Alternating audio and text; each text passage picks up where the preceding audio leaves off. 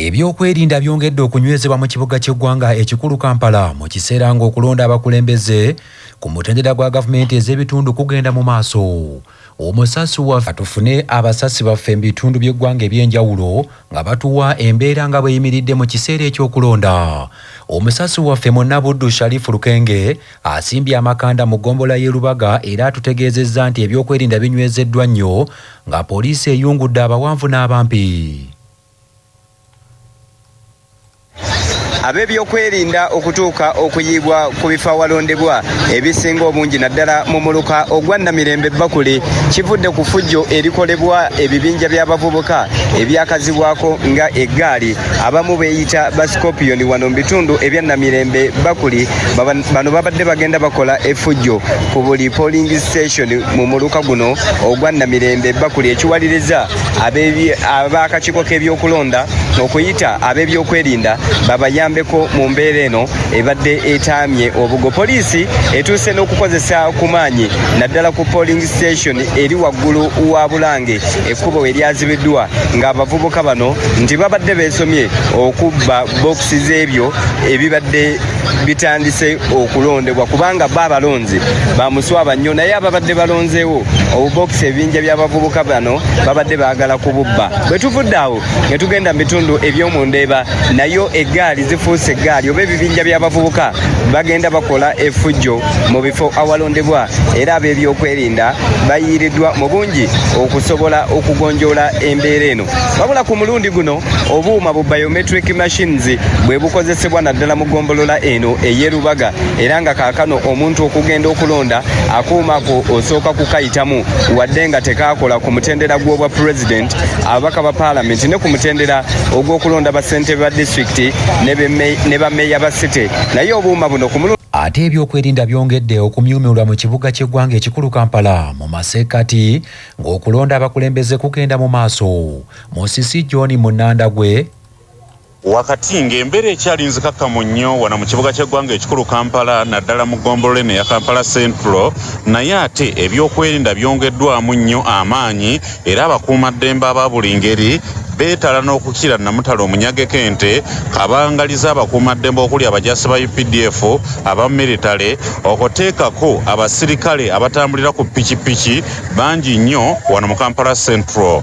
Kyenkana buli ddakiika 10 ku ddakiika 2 waliwo kabangali ezikuyitako eziwererera ddala eziriko abajasi aba UPDF n'aba militale okwetegereza oba ebyokwerinda engeri gye bitambulamu.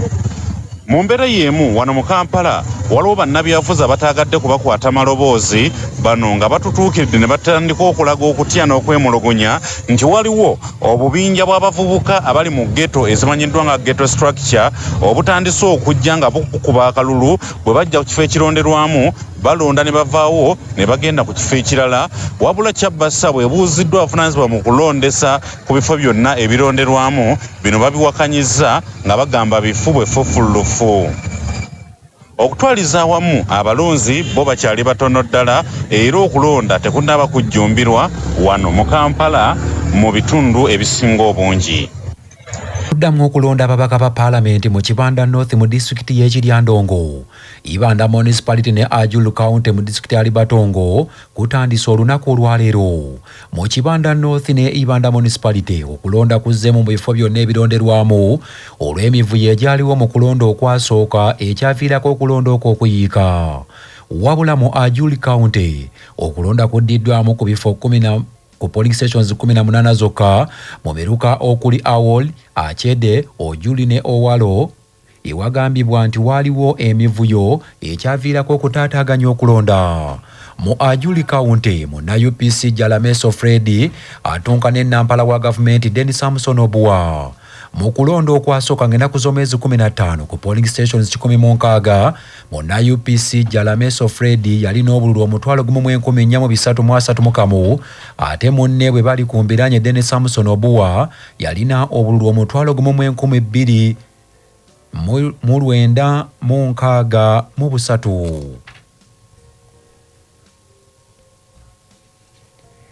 Abatuuze ku kyalo Mpunge mu muluka gwe gumu ogw'Empunge mu ggombolola y'Ekyegonza mu disitulikiti y'e Gomba baguddemu entiisa ababbi bwe batemyetemye omutuuze eyagenze mu nnimiro okukuuma amatooke ge era bamusse. Omusasu waffe Patrick Serugo yalina ebisingawo. Atiddwa ye Kayemba Christopher myaka 35 mutabani w'omutuuze Kateregga Abraham okukyalo Mpunge mu Gomba nga Kayemba bamutidde mu nnimiro y'omutuuze Kasagga Mood ng'omulambo gwe bagulabye kawungezi k'eggulo oluvannyuma lwa mukyala we omugenzi okumala ekiseera nga talaba bba bwadda waka.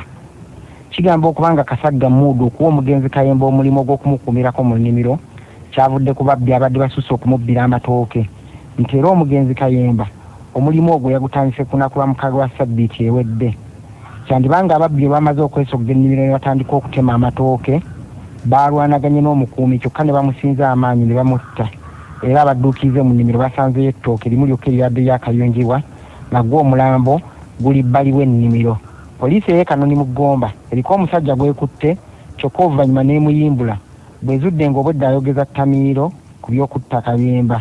Kinajjukira okubanga ku ntandikwa y'omwezi guno ekyalo kye kimu eky'Empunge mu Gomba battirayo omulenzi w'emyaka 15 yali yakatuula ebigezo by'ekibiina ekyomusanvu y'emyaka oguwedde ng'ono yafuna obutakkaanya ne banne mu bidongo bya disco. Abatuuze b'Empunge mu Gomba bakulembeddwamu Majambula Andrew ne gava mu kulya Serunkuuma ng'ono omugenzi abadde amuyita jjajja bavumiridde ettemu eryo. Twafunye ekikangabwa ku kitundu kyaffe kino eky'Empunge mutuuze munnaffe bwe yatemuddwa mu bukambwe nga kiteeberezebwa nti abaamusse babadde bazze kubba matooke g'abadde akuuma mu lusuku lwa mwami Kasagga Mood era omutuuze ku kyalo kino. Tuli mu kiyongerero ky'amaanyi nnyo era twafunyemu okutya nti abaamusse nga alabika yabadde abategedde ne bamutema omutwe ne bamusalako olugalo era yatiddwa ye mutuuze munnaffe gwe bayita Kayemba Christopher mutabani wa Kateregga Ibrahim era omutuuze w'oku kyalo kino eky'Empunge. N'olwekyo ng'abakulembeze ab'ekitundu kino tuvumirira ebikolwa ebifaananako bwe biti kuba kinajjukirwa nti n'emabegako awo twafiirwa omwana. Kuba CBS nze Patrick Serugo. Okuddayo ku nsonga z'okulonda kyaddaaki okulonda kuzzeemu ku polling station ebaddeko kwatakwata wano e Mengo okumpi n'ekizimbe Bulange. Ekibinja ky'abavubuka bwe bakoze effujjo ne batuuka n'okubba obukonge bw'obululu ekiviiriddeko abalondesa okuyimirizaamu. Omusasi waffe Sendegeya Muhammad Byayi ategeezezza nti newankubadde okulonda kuzzeemu kyokka obunkenke bukyali bw'amaanyi mu kitundu ekyo. Twogeddeko n'omu ku bakuliddemu ebyokulondesa mu kifo kino ekiyitibwa former Amre Shop wano e Mengo okulewa Kaliga. Bwire Shafiki n'atutegeeza nti abakungu okuba mu kakyaka ebyokulonda bazzeeko mu kifo kino okumanya embeera nga bwe badde ne babakkiriza okuddamu okulonda. Embeera abasirikale baze ne bagitereeza security n'etereera embeera yo nga yo kati wano polling station ya former Amre Shop era abalonzi bo betukyalinze lwakuba bo bampisa okuba kati omwomu gw'olaba era ffe abalonzi kati betulinze abasupervisor basoose kutuuka ku ground ne batuwa ekyokukola bagamba system kati kino ne batereezaamu ebadde bikyankalanyeemu era ne bebaze ne security kulonda ne kuddamu sewo. Wabula Manguda nga twakogerako naye nga n'embooge tennabuguma abavubuka be bamu bakomyewo mu kibinja nga balina obululu nga babutiikinga nga bassa mu bokisi ate olwo poliisi edabogo bagana nabo buli omu n'abuna emiwabo. Bwe tujjidde ku mpewo ng'obunkenke bukyali bw'amaanyi ku kifo kino nga buli ali mu kifo kino tamanyi kiddako lw'abavubuka bano abalumbagana polling stations ez'enjawulo.